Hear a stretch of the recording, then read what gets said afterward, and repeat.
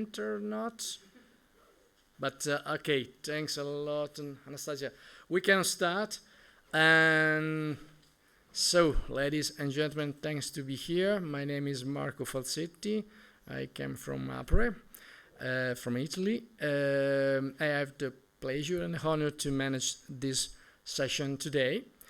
Have you immediately recognized that this is a different session compared to the other? The other are more technical.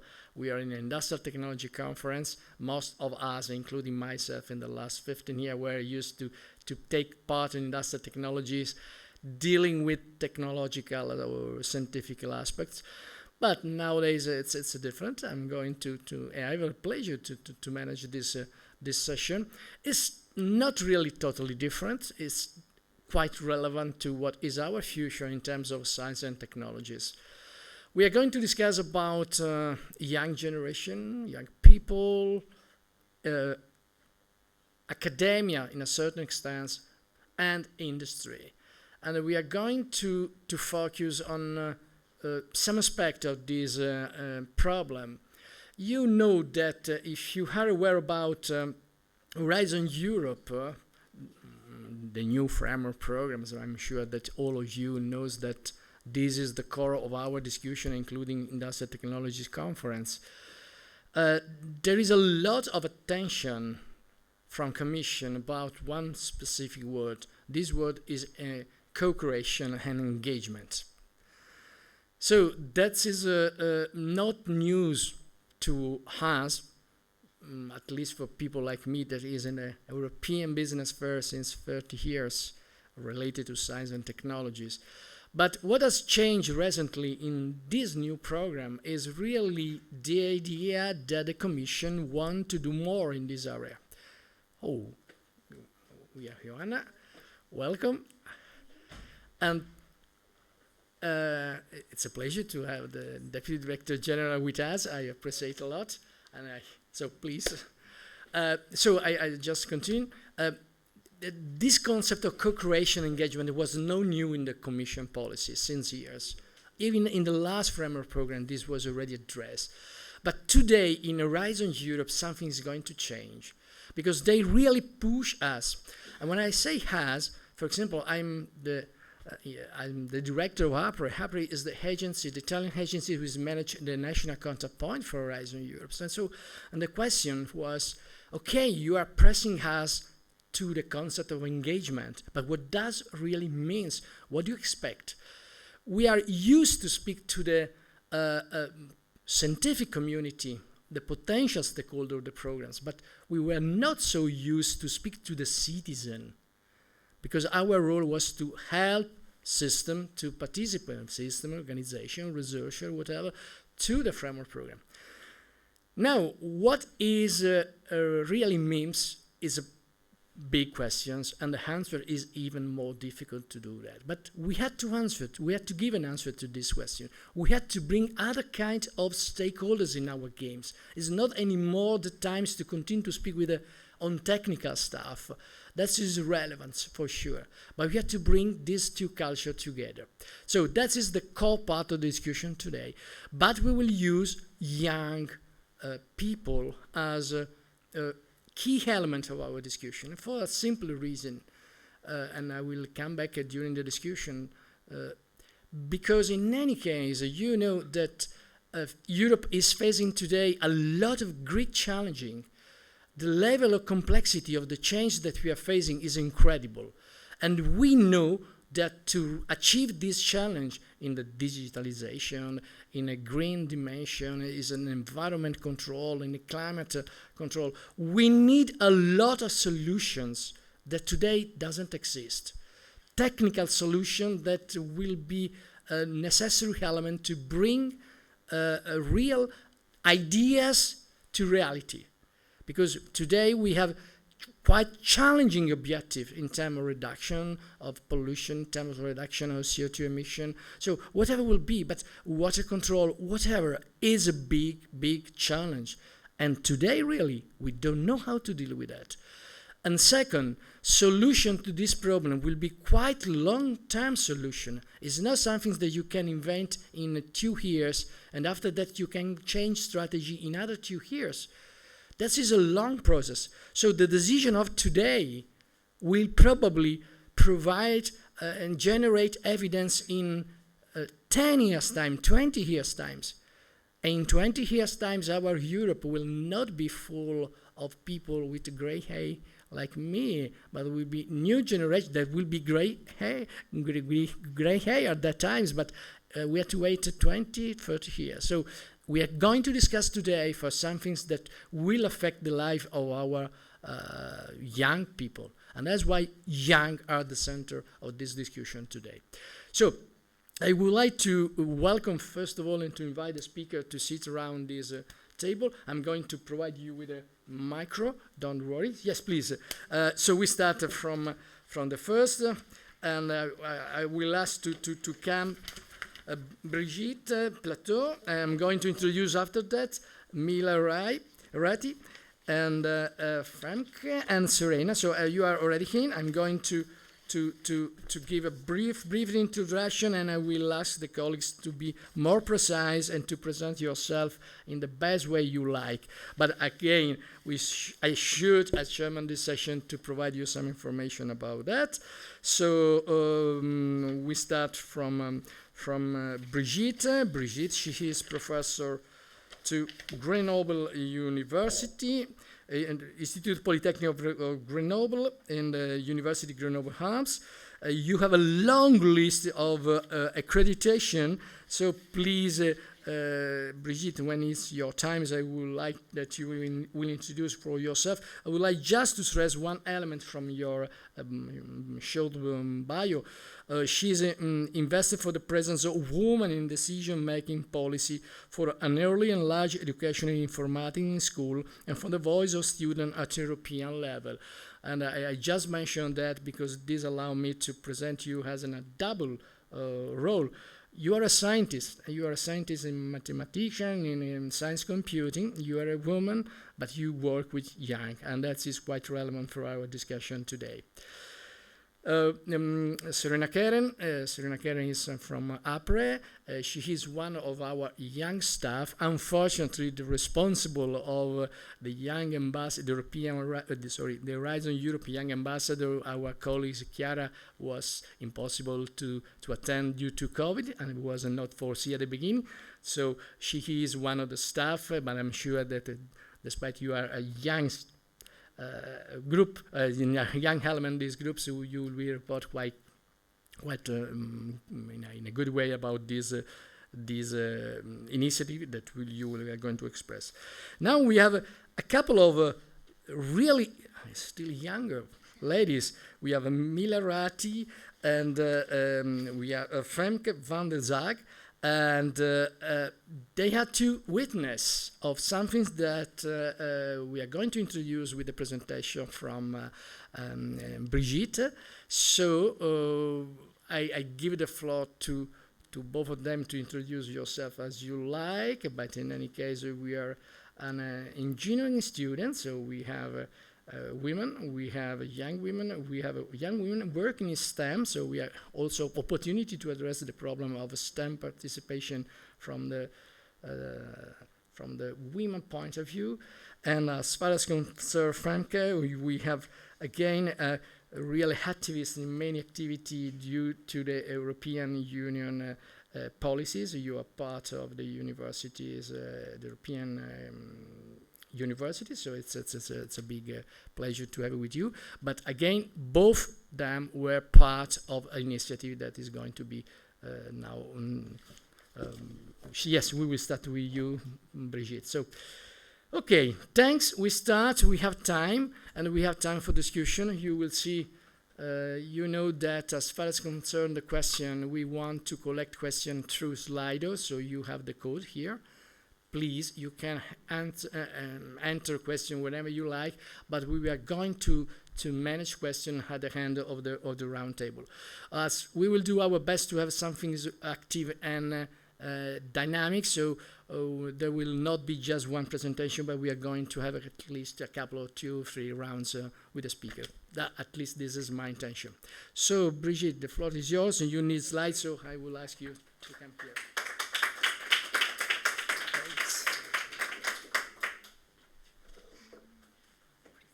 Thank you very much. Good morning, everybody. So, as Marcus said, I'm professor in computer science here in Grenoble, and I have been in Grenoble for about 30 years now. My specialty is high performance computing, and I'm a professor, so I'm, in contact. I have the chance to be in contact with students, and I must tell you that in my engineering school, then there are about 12% of girls and the rest is boys, so there is work to do. But here today, right, to talk about STEMs and young people and students who are only women, and maybe that's a sign, right? The message I want to deliver today is that students, I'm not talking about all the young people, this is too hard, but students, the people that I'm working with every day, they were just eager to be in, right? And this is important to know. So I want to tell you a story. You know the context, the Conference for the Future of Europe, because we are here also for that. And if you don't know about this event, then on this website you can find everything you want to know. So this was launched about a year ago and is ending now. And us here in Grenoble, we had an idea. I would say we were innovating. We thought that we should organize something for the students, for the European student, to be visible in this COFO, right? Because probably the COFO was also targeted towards young people, and there is some special case of young people who are the students. This is not all young people. So we thought that it was very important that they could be heard for this event. So I'm talking about something else. European Universities Alliances. This is something that was launched by President Macron at the beginning of her first mandate, right? He said Europe is a strong political space, and as a strong political space, it should have universities. So for the time being, there are universities in Europe, but there are Italian universities, French universities, German, and Finnish universities. But what is a European university is still a concept to be invented. So it has been settled a European call from the DG AC to ask consortium to invent what is a European campus, what is a European curricula, what is a European degree, and what is the sense of European universities. Now there are 41 consortia which are working on that, and it was announced that there will be more, about 60. So it's in this context that we thought that the students of these European University Alliances are a good target to be interested by the future of Europe, because they are in European universities. So, of course, why me as a professor in one of these universities, which is called Unite, but maybe you will tell us in which consortia you are. We thought that, of course, the core of our project as European University Alliance is to educate, to do research, innovation for the future of Europe. Then also it's part of our target to contribute, to disseminate all these ideas to the European students, but also to society. And I think that our students from the European universities are really privileged youth to express themselves for the future of Europe. So we had this idea about in March 2021, and I think it was a good idea because, you know, as a good idea, it was captured by other people, transformed and realized, and I will tell you how. So you can know everything you want on this website, AUC Initiative, about this action. And we had one core action, which was to organize what we call the inaugural session of the European Student Assembly. And it worked. It has happened in last March, 3-4, I think, of March. And about 300 students, exactly 275 students, came to Strasbourg from 144 universities and 38 European universities, 28 countries of Europe. So they came, and the objective was to discuss on the future of Europe. So these students, they applied for that. There was sort of a selection because we wanted to have students from all over Europe. The selection was so that this was a representative, and they met. So how this has happened? First of all, 10 topics were chosen by a sort of organizing committee, which consisted of students. Then these 10 topics. Then for the 300 students, they chose one topic. And during 3 months, they worked on these topics by Zoom, of course. Everybody was all over Europe, meeting with experts, with European representatives. And then, finally, there was in Strasbourg in March a debate, a final debate, writing of something and restitution. And Mila and Femke will tell you more about what happened. For example, topics. One was learning from the pandemic. Do we need a European Health Union? So I think this is a raising subject. Sustainable development degrowth. Which economic model can EU adopt for tomorrow's world, and how it can be durably settled? So this is kind of subject that was discussed by the students. And then from this discussion, 90 high-level resolutions. So the students sort of learned something that I don't know, is how to write political resolution that can be presented to the political world. So 90 of them, and you can read them on the website I show you. They were in English, French, German. We didn't have the mean to translate that in all the European languages, but they are still in these 3. And then you can read here, I'm not going to read it, 2 of these resolutions written by students. The overall document is about 40 pages. It's not heavy, and full of very interesting suggestions. And so now we are at the stage of the dissemination. So we have had the PFUE label, like the event here, and we have met, or the students have met, with different political personality. The French minister, the former French Minister of Higher Education and Research, Tina Delva from DGAC, and Mattia De Grassi, Commissioner on Democracy and Demographic Cabinet, and a certain number of, commission staff and responsible. And we have also, and the students have spoken on radio podcast, have written articles, and we're still in the process of trying to disseminate it. And what's next? The students during this Strasbourg assembly said, this is the inaugural session, so we want it again. So what we're trying to do now is to settle a new issue for ESA and also other actions which are in preparation.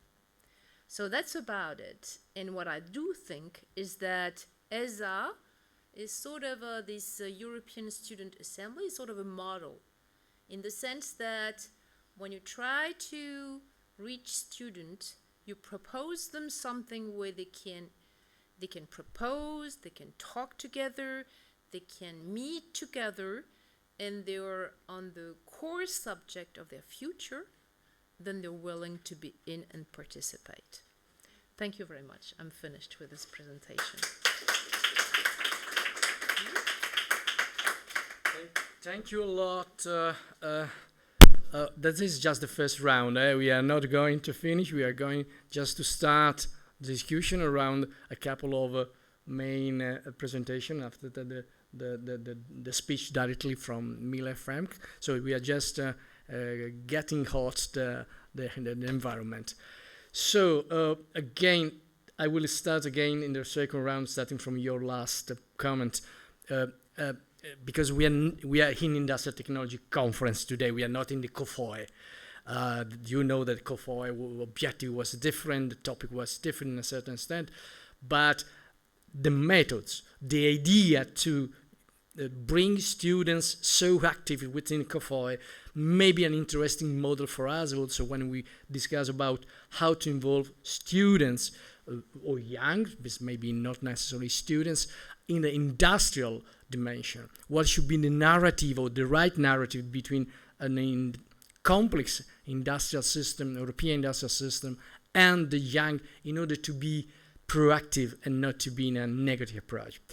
So, second, still the first round, but second presentation, Serena, I will invite you to present another initiative, and after that we can go in deep for the other. So the best is that you come here, and we can just switch on the microphone.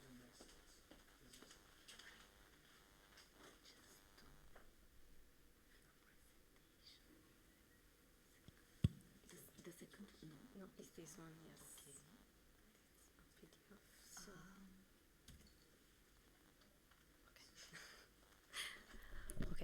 Okay, thank you so much. As already said, I'm Serena Keren, and today I'm wearing the dress of the task force of the Horizon Europe Young Ambassador. These new initiatives, Italian initiatives, but I'm also a project manager and part of the Marie Skłodowska Curie Action Competence Team in APRE, the Agency for the Promotion of the European Research.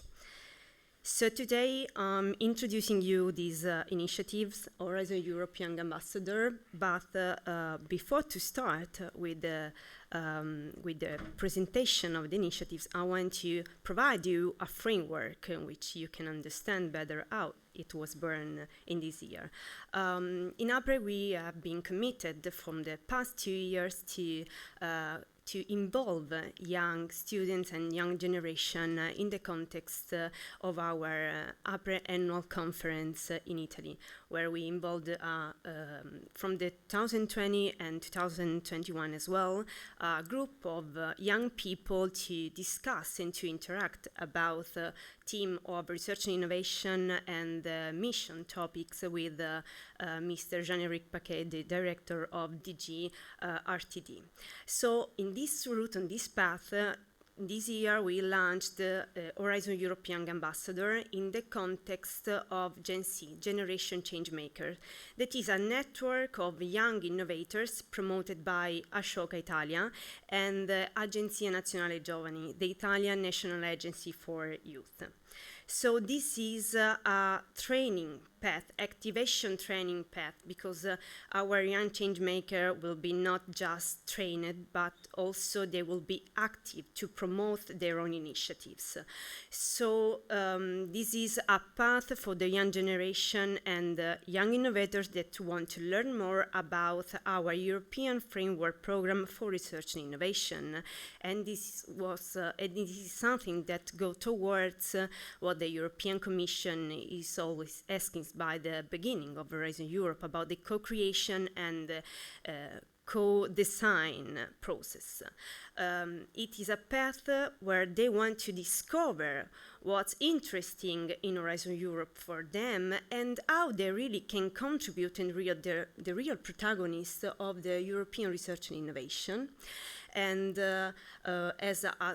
another important step is that they will engage their own communities. This is the reason why we call an activation training path, to understand how Horizon Europe can be included in the society and can contribute to the social challenging and social changes that we are all experiencing. Then they can, of course, support the European Commission to understand how effectively involved all the different targets of the society, and especially the young generation in the Horizon Europe program, because the young generation of today will be the adults of tomorrow, so this is the reason why it is important to involve them from now. So why Horizon Europe Young Ambassador was born? To contribute to a new, but not just new, European research and innovation that can be closer to the society needs, and including, of course, the younger group. Because in Generation Changemaker, we have young people from 16 to 35 years old. A European research innovation that is more capable to producing impact in different areas, of course, social, economic, and environmental, to improve all our life and our daily lives. And of course, to a European research innovation that is truly and more responsible and democratic. So how is the path of this Horizon Europe Young Ambassador? So we launched a call, and all the young ambassadors applied, which is choosing one of the theme of the topic of the Horizon Europe mission. So adaptation to climate change, cancer, climate neutral cities, restore our ocean and water, and a soil deal for Europe. They have been chosen 20 ambassadors that I'm going to present you, and we are in the second phase of this path, because they will be trained about what the Horizon Europe is, how they can contribute. They will be trained about each one of the mission of Horizon Europe. We will provide them the framework, the political framework in which the Horizon Europe mission was born. And then it will start, after the training path, it will start the communication and engaging step, where they will be really active, they will be creative, of course, because they will have the power to improve and implement whatever they think is important to involve the society and the young generation. Then they will share their initiatives, and we will help to modelizing and defining a model in which they can present. And in the last step, they will present to the European Commission during the April Annual Conference 2022 in October, at the end of October, their initiatives and how it is possible to really involve the young group and the society at large in Horizon Europe and in mission. I'm going to present you the 20 ambassadors for each mission. We have Susanna and Tommaso for cancer. Then we have Mauro, Bianca, Brunella, Rosa, Edoardo, and Maria Valentina for adaptation to climate change. We have also Davide and Stefano for restore our ocean and waters. And we have Martina, Fabrizio, and Giulia for soil deal for Europe. Last but not least, we have Damiano, Pietro, Federico, Giovanni, Antonio, Leonardo, and Matteo for climate neutral and smart cities. So, as I already said, they are in this path. They are really committed to do something. They are very enthusiastic with we encounter them, and they are ready to share their initiative and to start to work after, of course, the training. And I leave you just some contacts in order to get in touch. It's Chiara, that Mr. Falsetti said at the beginning is the responsible of these initiatives, and then it's me. So thank you for your attention. I will come back for the second round. Thank you. Thank you a lot, Serena. Okay, I'm very proud about this initiative because you know that I do my best to launch, and just was a remark. This is not our core business. We had to do many other things to support Horizon Europe to the public, but we believe in things like that. This is, let's say, what we call in APRE an hobby, but is a good hobby. It's something that we had to do. Because there is no chance if we do not ask young people to help us to get the right narrative, how to transfer and to tell story. For example, about mission, we just start from mission here. We will never succeed to get what Commission asks us in terms of engagement and co-creation. So that is a big point. This is just the beginning, but again, I would like to stress that it has a methodological approach to speak with young people in our affair. And our affair is Europe, so whatever will be COFOI, whatever will be Horizon Europe. But this is our part of contribution to bring people, not scientists, because for the scientists it's much more simple. We know how to deal with that. But the problem is to be person. And I tell every time, please ask your family or whatever will be your neighbors, given just a simple question: have you never listened about a European Commission initiative on missions? And the answer will be no. No. Even in my family, I had to tell my son and my daughters about that because otherwise they will. So there is a lot to do that, and we had to start to speak with people that are not part of our games. So thanks a lot again, and now we can start from Mila, we can start from Frank. Let's say start from Mila. Mila, I would like that you come back here. No, you come here. Sorry, but we come back to the words of Brigitte, because you was part of this initiative. So please give your experience contribution. And I have a question for you that is, in any case, why you decide to be involved. That is quite strong for me quite relevant to be understood. Okay, thank you, Marco.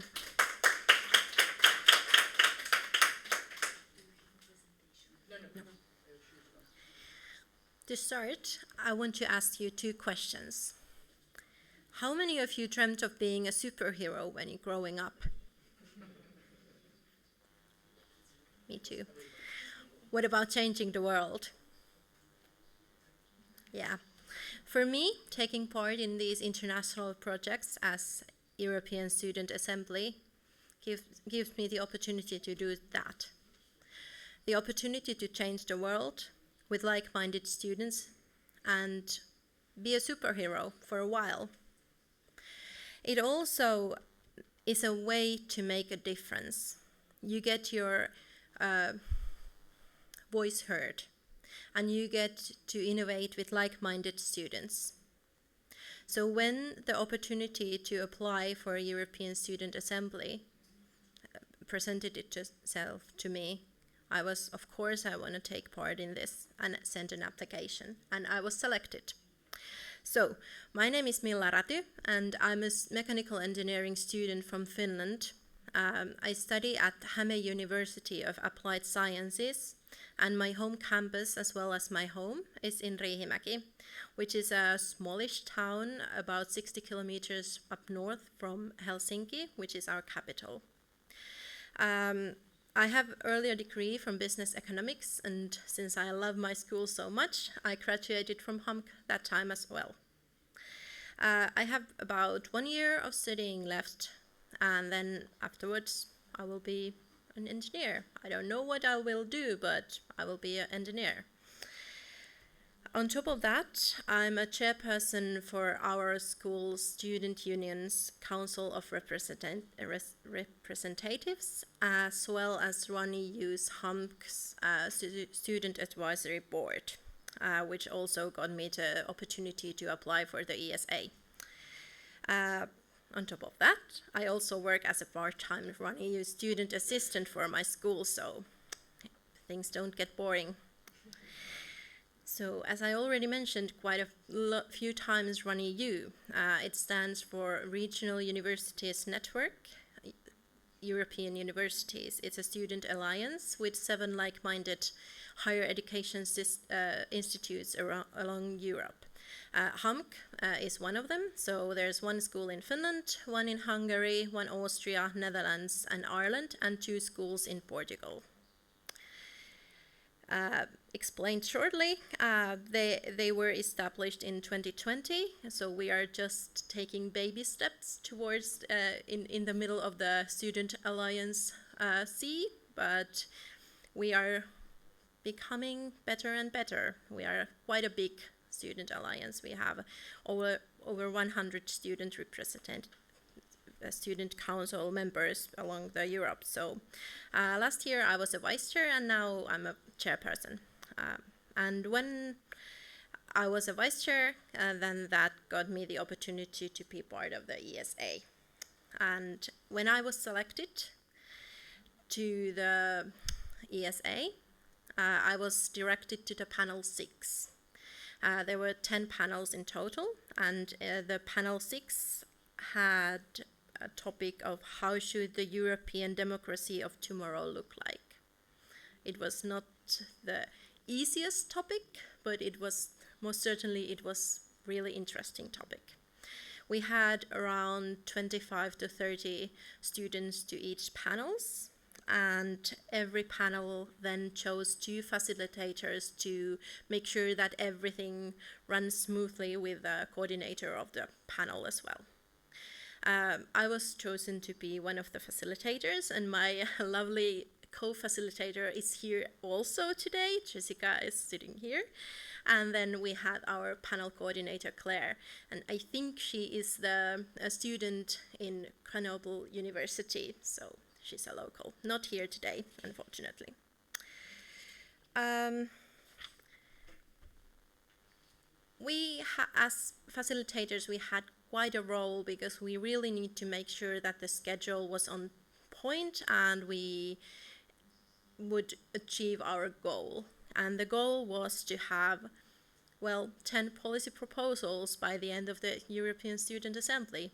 And it was not an easy task, but we were using some tough love, and we were pretty strict at one point, but we got it done, and everybody was so happy in the end. We got the atmosphere of being really open and positive and most of all democratic, because that was our topic. And it was pretty stressful few days. It was only 2 days on site and then 3 months online before that. But when you are online, you don't get to do as much or as good as you can when you are talking face to face and interacting with others, because there's always the little things that you might miss, and then the communication might be not so clear. But during those 2 days, we were doing a lot of work and we were ready on time. Our policy proposals go by the name of Transcending Together Towards a Democracy of the Future of Europe. And the concentration was on the different aspects on how to make Europe more cohesive. And then we had the proposals from spotlight lenses to language umbrella, even on culture on the go. We had quite catchy titles to every proposals with an important message. And what was our secret weapon for the assembly? I think it was the Finnish-German cooperation that worked like a dream.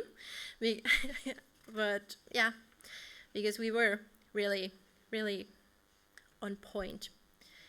What was different about this experience? I have participated earlier with RunEU things and all of these, but this was such a large entity because we had all the student alliances, all the different student alliances that you don't usually get when you are only interacting with either inside your own school or the 7 institutes that I've gotten to know inside the Run EU. Now you got all the student alliances across the Europe. And then you had a chance to meet other students, even on the larger scale, and actually get a chance to make something concrete. We really made the policy proposals, and they are being shown around the Europe, and they are the achievement was really, really cool. For me, personally, I have a bit of a fear of public speaking, but I tend to do it anyway. And these type of situations, they are making things better when I challenge myself. And then I have gotten so many friends across the Europe, across the student alliances, and everybody. We keep in touch even still. So, why do I want to participate in these things? First, to develop things, develop myself in the process, because we are always learning. I think we all want to think outside of the box. We don't want to stay in our home safe environment. We want to evolve and learn new things. And then if you don't get involved, you really don't get to say anything about it. So later on, if there are some things that are not like you want them to go, if you have not been part of making a difference, then you don't really get to say anything. So these type of gatherings like ESA, they underline the point that the future that we want, it starts now, and it starts from within us. So we don't have to wait for the unknown future to make things happen. We make it happen now. So, thank you. Thank you, Mila. I have difficult to believe that you was not used with the public speaking. Your public speaking is perfect. So, Femke, same approach, your experience, and after that we can start to discuss all together. The floor is yours. Thanks.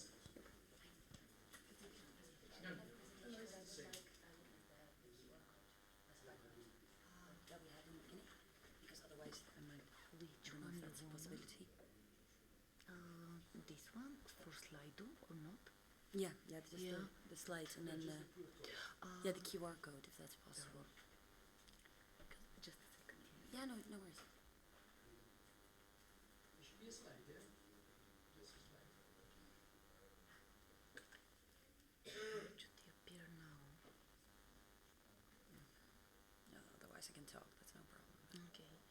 Because I'm trying to connect to internet and I don't have internet, and maybe that's the reason. I will check with the IT guy now. No worries. Okay. Well, hello everybody. Thank you, Marco, for allowing me to be here, and thanks to Brigitte, Serena, and Mila for joining me on this panel today. My name is Femke van der Zaag. Unfortunately, that name kind of gives away where I'm from. I'm from the Netherlands. I always try to hide that, but it's quite difficult that way. And I'm here today to talk about my participation in the European Student Assembly, as well as Mila. But first off, the question is, why did I decide to participate in such events?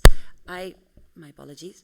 I really agree with Mila's point that if you're not part of the solution, you cannot really comment on the developments at that point. So that's not only why I joined. I joined for multiple reasons, and I would like to take you through them.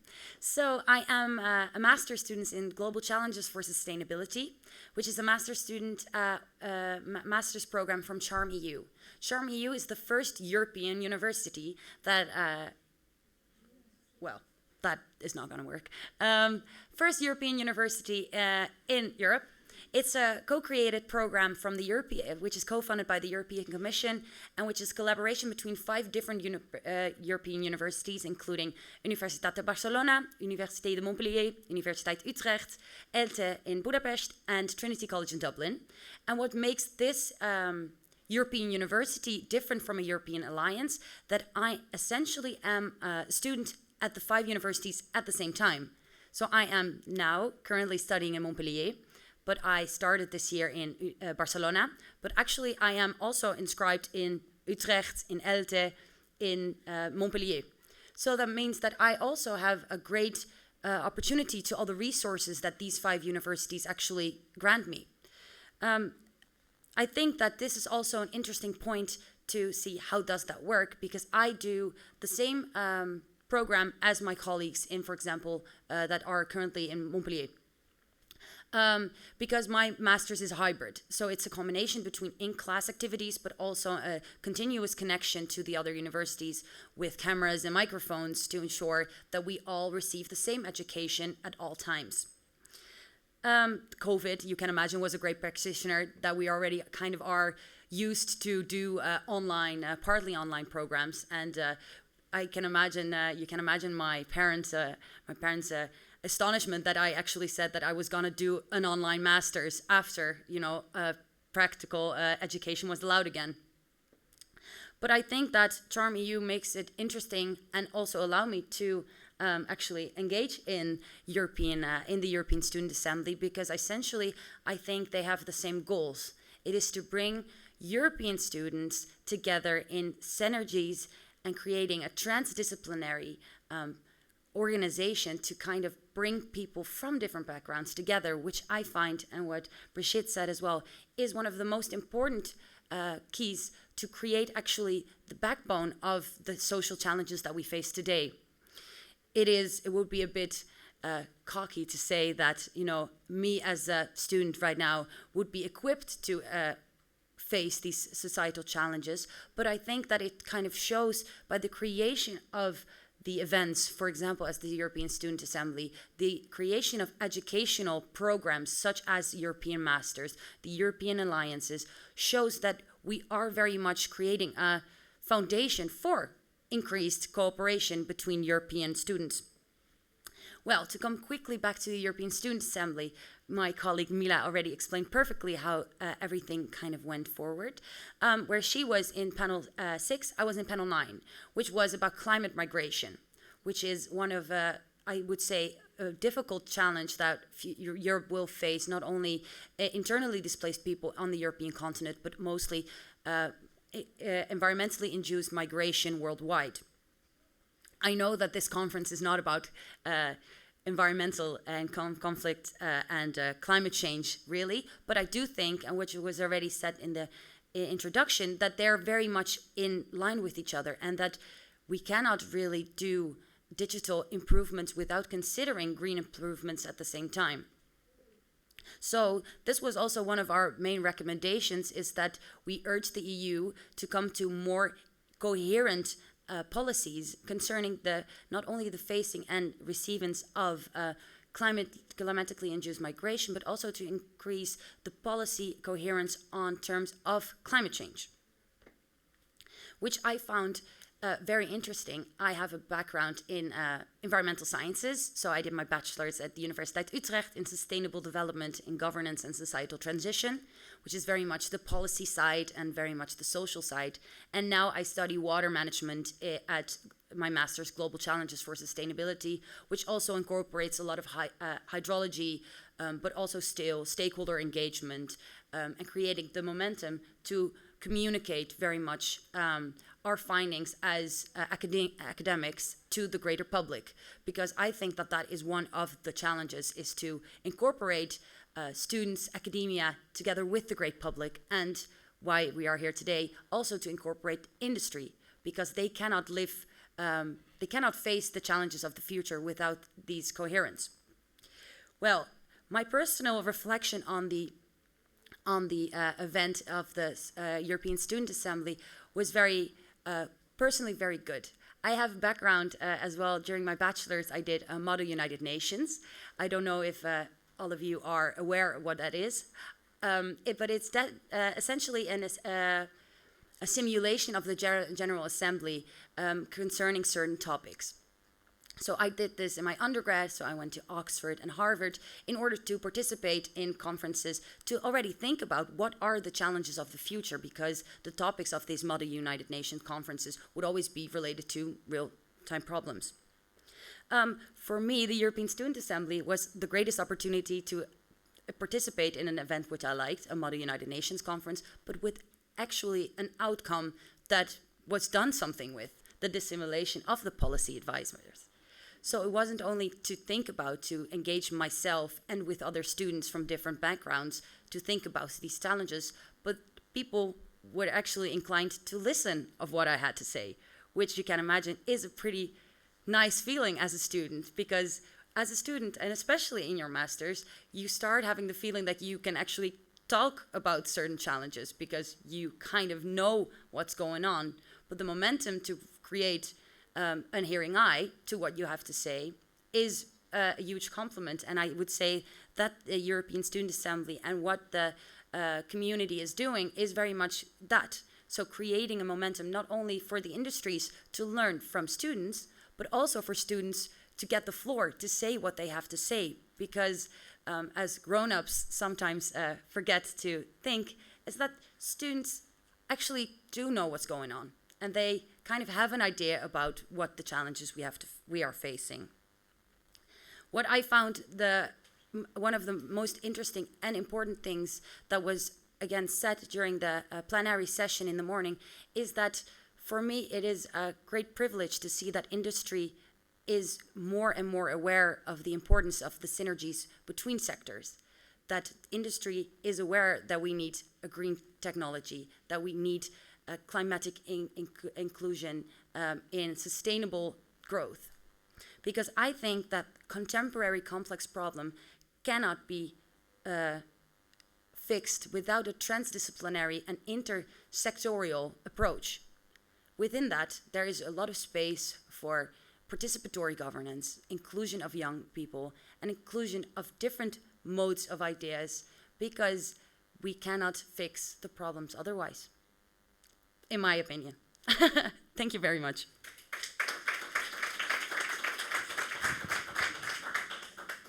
Okay, that it works. I can give you a second one so you can share.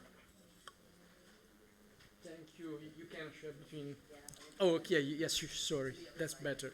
So thank you a lot, Famke. It was really exciting. Even listening to your speech. I have the impression that we have a lot to discover from the young generation, and maybe that we should not.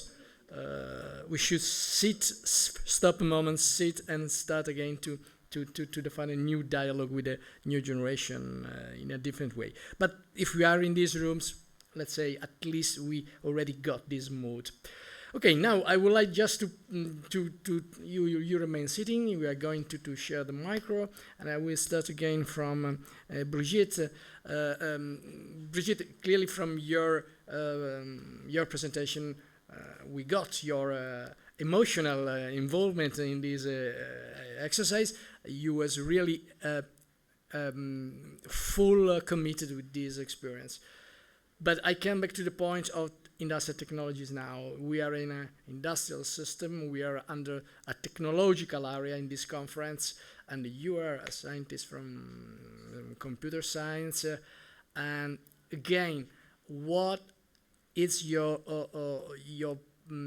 lesson learned from the COFOI experience that was totally not technical driven? The question was different, but what you learn from this experience that can help you as a teacher, professor in the STEM area to try to create a dialogue in this area, to bring it, to convince, or to, let's say, to give, or to try to sell them with a different approach to the young generation, to bring them to STEM area. Thank you.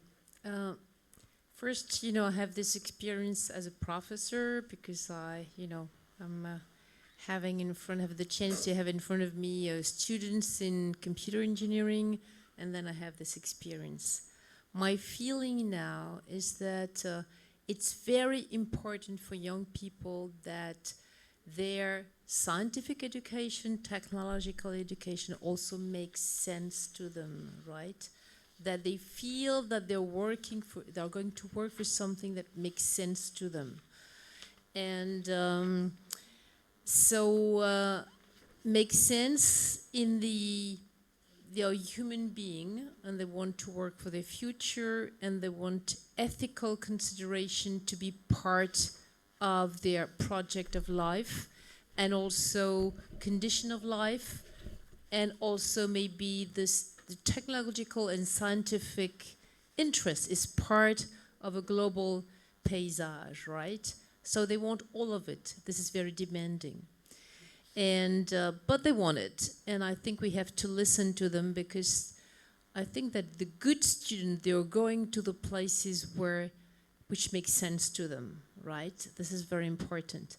And my experience there is that, so I see that in my everyday class, you know, but also what I saw here is that beside their own future, which should make sense for students, the collective future is also very important to young people, to young students. So they are not only interested in their future, but the future, the collective future. And I think, like Femke said, that if we ask them for something, for some production, and if we listen to this production, we'll listen to what's proposing, and we try also to implement it. I mean, there is a real, what the students are, and then what are you going to do with what we wrote, right? This is the question. So we have to, I think, to put ourselves in a process where the young people are asked, they can say something, they can write, they can propose, and we'll listen to them and we try to see what we're going to do afterwards. What I wanted to say also in the EUC, European University Community Action this year, there was a manifesto on the future of Europe. And there were propositions that were, the future of European universities, the future of European universities. And then in this 2023 actions, we're going to try to implement some of the propositions that were made. So this is important that they say, they're read, they're listened to, and then after that we can try to implement that. So I think, we should go together like this. Thanks. Just a very, very short comment. Do you believe this is a way to contribute to reduce the fragmentation? Because in any case, you mentioned already 5 universities that together try to do some things. But when I think to at least the Italian system, there is a so big competition within a single university within the same countries. So is this a way to try to use university as a common environment to contribute to the defragmentation of the Europe? Well, this is the objective, I guess. This is the objective of European universities, is to try to be part of the construction of a European identity. This is part of it. This is not the only mean, but this is probably part of it. And I think this is very enthusiasm. Thanks. Okay, jump on the other side. No, you can keep it so you can share with them. Serena, again, I know that in your daily activity you are facing with a stakeholder Horizon Europe. And they know the programs, and you contribute to explain and to support them in apply, everything is related to that. But you are even young, so you can give a point of view. What we are far from real to achieve a real understanding of to the public of the Horizon Europe. How much is still difficult to sell a message of how much Europe, and in this case the European Commission, is doing about research innovation. What is your daily feelings about that? Okay, I don't know if it works. Yes, it definitely works. Well, as you already said during the introduction, during your introduction speech, it is not so easier to make to the public how much important is Horizon Europe and how it can affect our daily life. So during our, of course, our daily work, we try to assist and to better spread the importance of the Horizon Europe message, the importance of the co-creation, of course, co-design process, and giving to thanks to the Horizon Europe Young Ambassador, we experienced a very interesting glance of the young generation to be really part of these changes. And when we met them, we met the ambassador, they said, oh, finally, an initiatives that make our voice heard and where we can learn more about what Europe can do for us and what we can do for Europe. So it is a very interesting glance that allow us to understand that we have a lot to do more, to engage not just, of course, the youngers and the society at large. And this is something that can allow us to improve. Not to say that this initiative as Horizon Europe Young Ambassador, it's of course national initiatives, but it can be a European initiative, and we are working to do it, allowing not just privileged young people to join, as you already said in your presentation, Brigitte, but of course to allow more and more young people to engage and to be part of a change and daily work for Europe.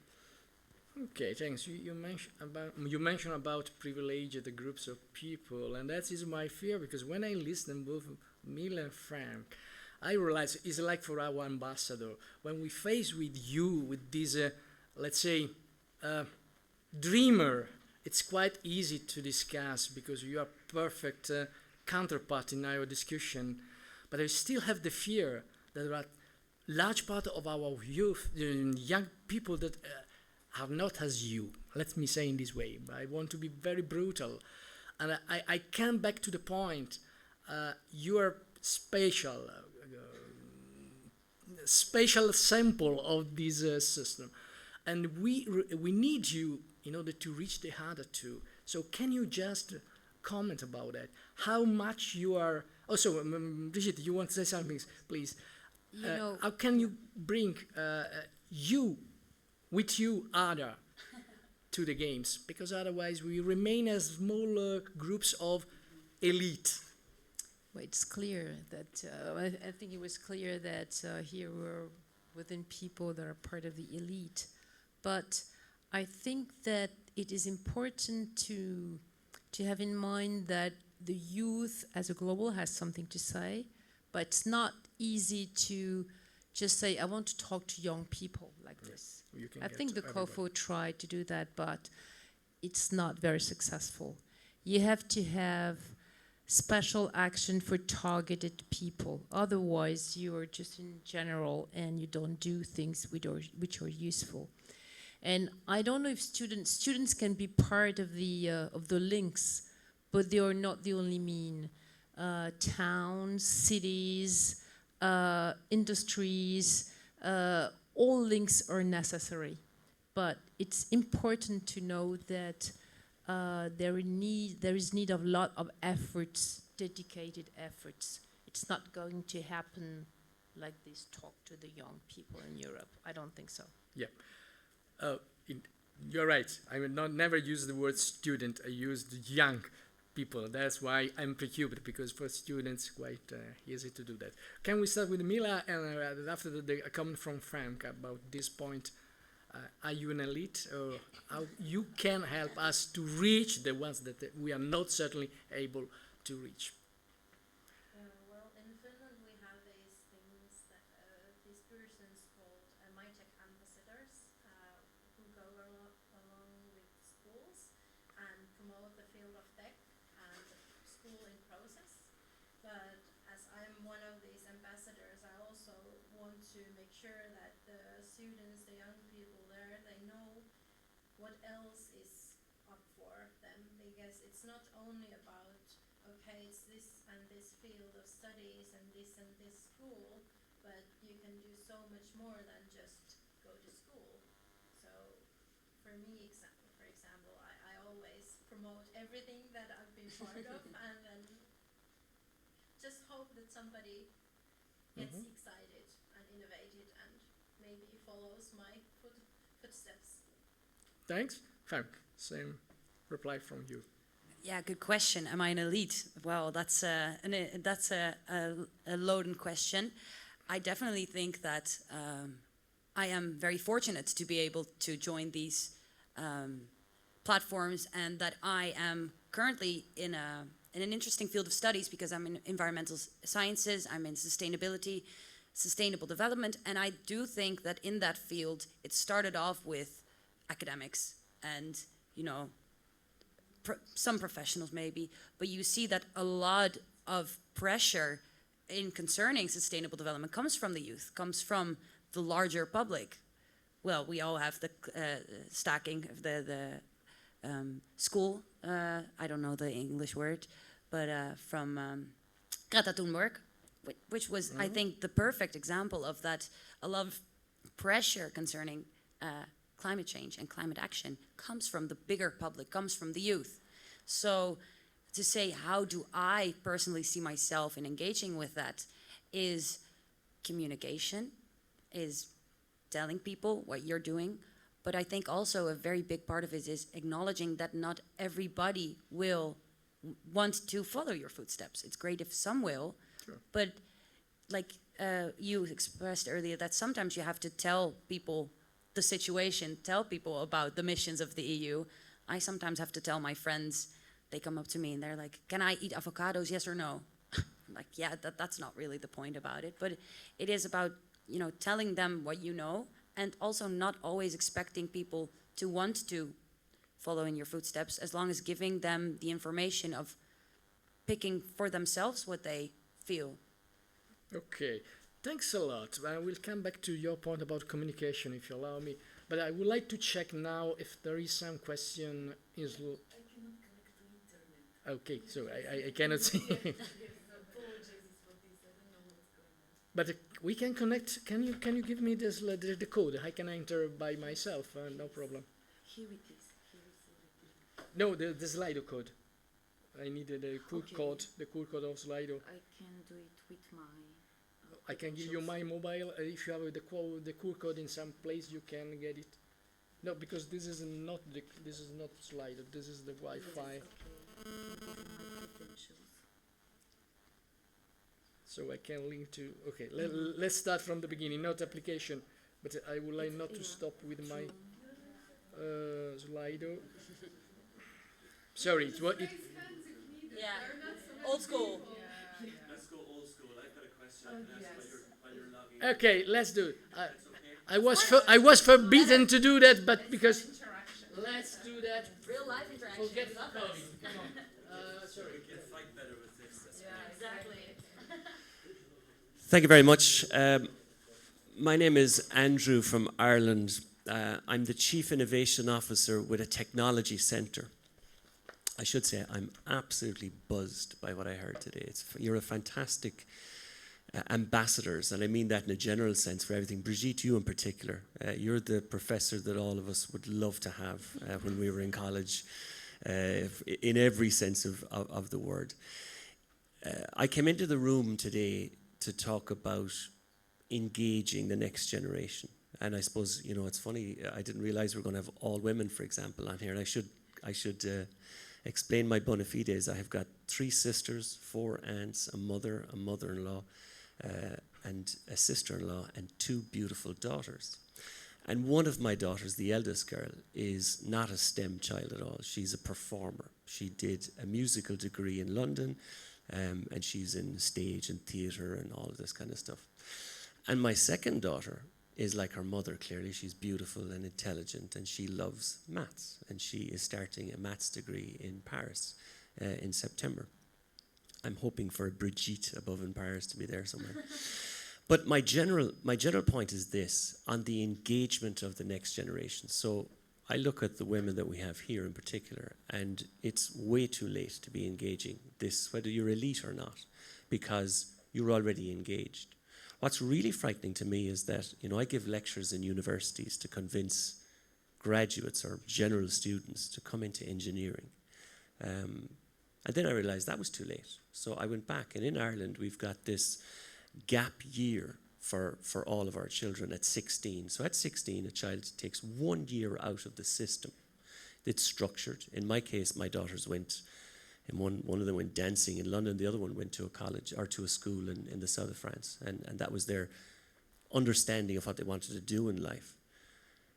We set up in my own technology centre, and supported by the Irish government, mechanisms to engage and thrill people about engineering and industry and maths and the creativity of it and so on. But at 16, that's also too late.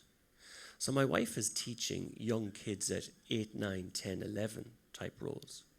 And this is the age group that you can actually impact these kids. And I loved your comment when we started, Chair, if you don't mind me saying, that this is a long-term strategy that we need to get in Europe, and I'm particularly focusing on women. My 8, 9, 10-year-old daughter, even though I was doing this for a living to excite and ignite people to come into this industry, what I found was that I missed her completely, a child in my own house. It wasn't until she became engaged in this type of process and understood, I love maths. She's always loved maths, but she couldn't see a career herself at 8, 9, 10, 11, other than teaching, and she didn't want to be a teacher.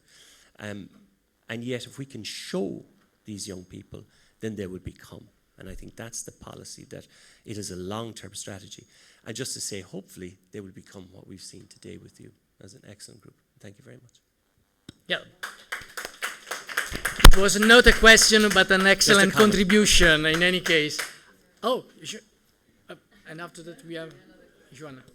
Sorry, my name is Rui Tocha. I come from Portugal. I'm an economist, and I work since 1997 as a manager of a research center for mold making and plastics industry.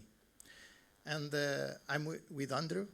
We work together for a long time here, trying to bring people to the industry, and also working with the European Commission to try to launch research and the innovative programs.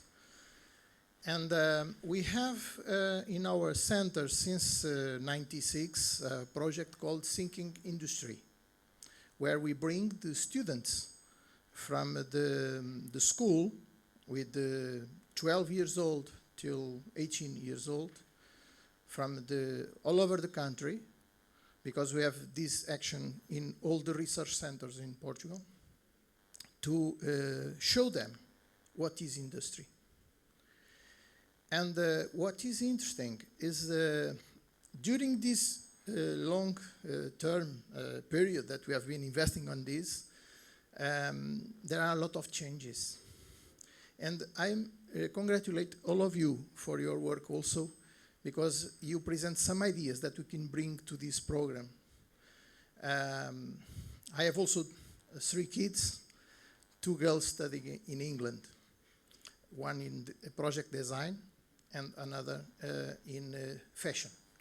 So, like you, hearts. And all of them, they are like you, with very affirmative. They learn about, with internet, about everything. And everybody have, all of them and their friends, they have a position for everything.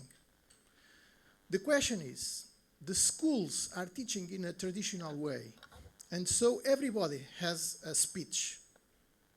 But most of the time, they didn't learn tools to think strategic.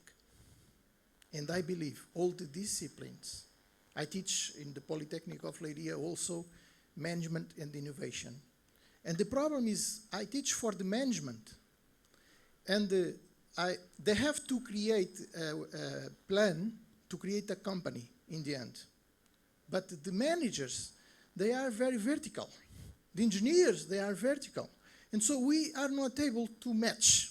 And you propose something that is very interesting, is you can learn with different universities. I would say all the universities, they should converge in a way to bring people from different disciplines. In my management teach, it's very important to have engineers there.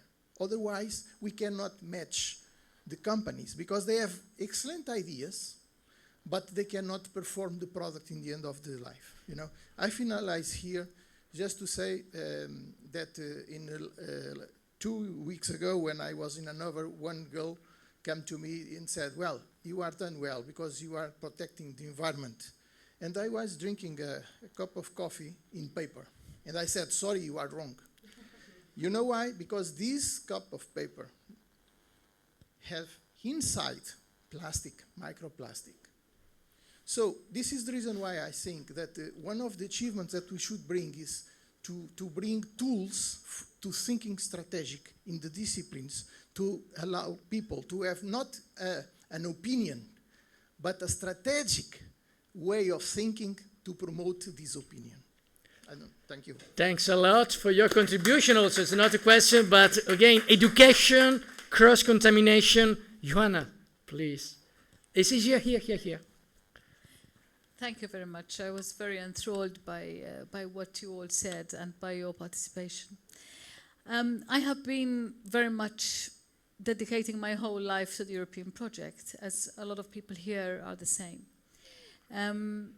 And my university and my sixth form never prepared me for that. So it was a political ideal because my country wanted to join. And it took 16 odd years, a political fight for the country to join. So of course, as a young person, 14, 15 years old, obviously you throw yourself at it. And as luck had it, you know, the European studies came sort of dangling in front of my eyes and I chose it, but nobody was strategic about it. No?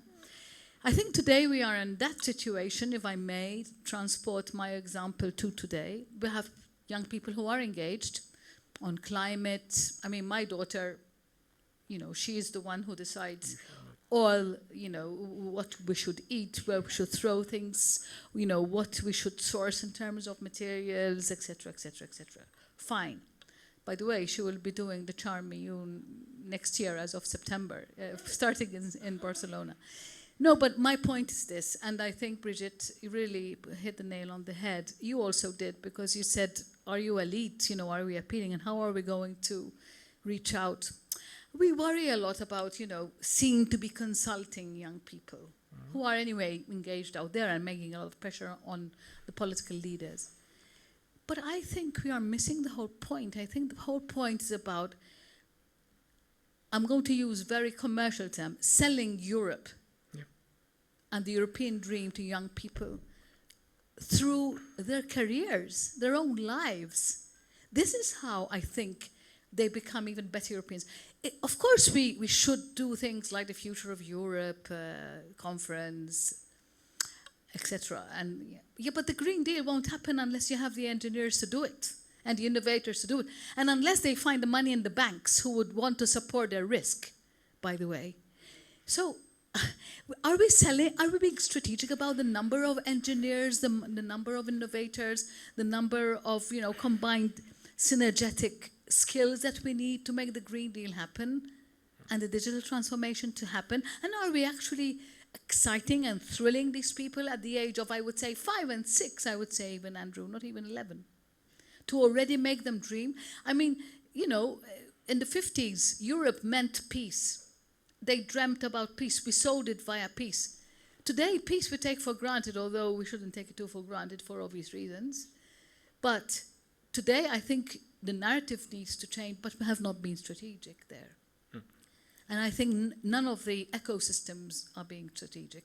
And I think this can be the downfall of Europe, in my view, unless we really are very calculating and very, very, very focused exactly on where we want to get to.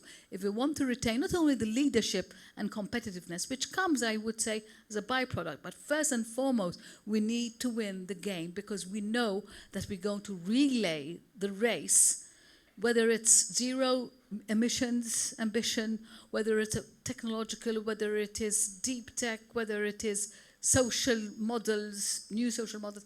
It's the young people who are going to do it, and because we sell it via their careers, because they dedicate their life to it. Thanks, sir.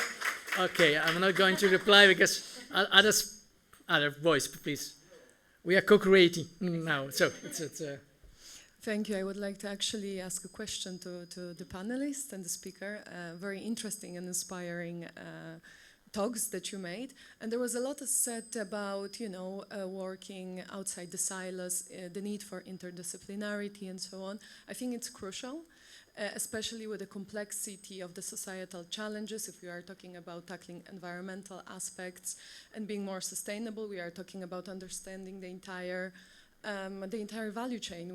We are talking about the life cycle assessment, coming to understanding where the raw materials are coming from, efficiency and sustainability of the production, use, up to the end of life, and then recycling, and so on. So this means a lot of knowledge, a lot of different expertise, people being able to talk to each other and understand each other. But is it really happening? And I know that you're mentioning the amazing program and working in the 5 universities. Is this enough? Do you have a good experience from your studying that you really are being taught out of the silos, that although you are, doing your masters in specific scientific discipline like engineering, or sustainability, do you really are exposed to this,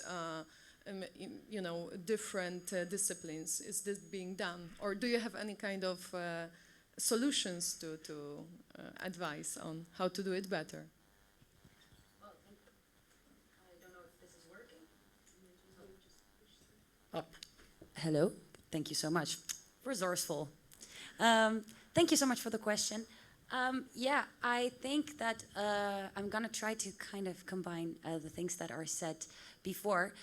It's a very good point, what you raised. Yes, we do need transdisciplinary, interdisciplinarity.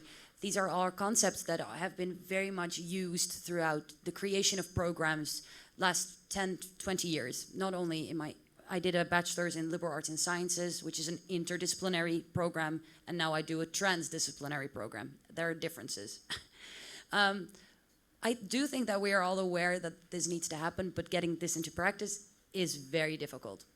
Not only because we don't need only generalists in the market, so only people that know a little bit about everything. You won't finalize a production chain. You won't eventually get a product if we only have generalists, so that know a little bit about everything. But you also won't get there if you're just one speciality, so when you're an engineer in one specific topic. So that is why we, in my program, they try to do the T specialization. So that means that you receive a general education. I did my bachelor's in liberal arts and sciences, which essentially means that I have a very, very broad background in ranging from artificial intelligence to history to philosophy, with eventually a specialization in sustainable development. And now my specialization is water, which is still very, very broad, because what in water? You can focus in everything. But what I think that they try to do is show us the complexities, show us this need for synergies, and essentially then also make sure that you have some kind of specialization, some kind of topic that you can sell yourself to. Because essentially what it is, it's not selling yourself as a person, but selling yourself in a career. So I can come into a company and say, look, I did all this and this and this, but I actually know something about ocean conservation, water management, hydrology. So that is the way to kind of combine how you make yourself work in professional terms speaking, and how they try to do that or to engage that within my university is to get a lot of different people to speak, to get to engage us with specials from these 5 universities. So that means that we also have a lot of range about people getting there. And what was said earlier about competition, what I find very interesting, and maybe that's my field because I'm in more political science, so that is a different kind of competition that we see in industry maybe. But young people have a feeling of more collaboration more than competition. I see with people in my university, in different universities, I don't see them per se as, as competition. I do applaud them for their, and sometimes I'm jealous of what they, can accomplish, of course, because otherwise you won't improve yourself, I think. But I do have the feeling that because of the creation of these programs and the realization of the European Commission to change a strategic narrative, that more focus is being placed continuously and strategically on cooperation instead of competition. And I think that is one of the key points of essentially creating transdisciplinarity, because one person cannot be only disciplinarity. You need multiple people that all understand the importance of cooperation and respecting each other's background, because I think that will eventually create transdisciplinarity in the industry as well. I hope that answered your question. Complex answer. Yeah. Yeah. Oh, sorry, there is still one I would like to pick up because we are just on the time. Thank you. I am Fernando Moreno, and I am happy to be here in this session, not so technological, but more oriented to the sociology, right? Happy to be here and share with the claim to the session today our students are eager to be in. I do agree with this. My company is, I am the CEO of a medium company working in the pharma business, in the chemical and pharma business, very technological company. And we join 2, 3, 4 advanced students a year. And one of the things we are using to promote this incorporation of the people, the young people, young students to the company is to promote that the students knows the companies. We have a chair with the Zaragoza University that this is involved in several plans, European plans in the university, but we discovered that our youngs are very interested to be in the life, in the economic life, but they don't know about this. So we promote once a year for the students in the 3-4 year in the grade. We promote one journey with a bus, with a bag with the food, these kind of things. We promote to be in the industry and to show them what about a chemical industry, right? Yes. And this has been a big success, right? Now, in the chair, we promote a big award for the between the first more advanced backgrounds in the grade. We promote a big award with money, and additionally with 800 hours in the company, pay 800 hours. And we talk, I am personally in this journey when we promote this, and after in the incorporation of these students, we talk with them, and we discover a lot of things in these sessions. First, we don't use the right channels to inform our youngs about the things we do. We already got it. Right. This is the first. Our communication channels are not the best. They don't read the news, the newspaper. They don't see our TV at 8 o'clock at night. So they use another form to communicate it. And this is something that we would like to promote from our side.